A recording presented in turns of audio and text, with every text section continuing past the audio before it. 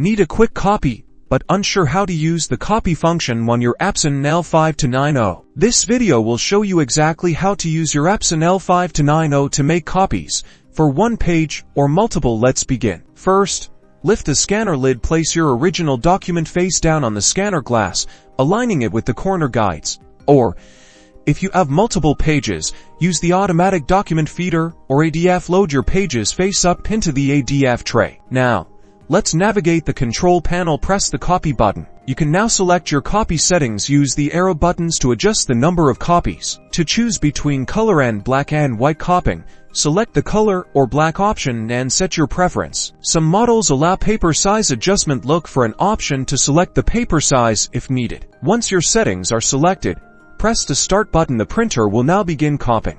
The printer will now start printing your copy. Once the printer is done, retrieve your duplicated documents from the output tray. That's it. You successfully made a copy using your Epson L5290 printer. Now you can easily make copies for any need.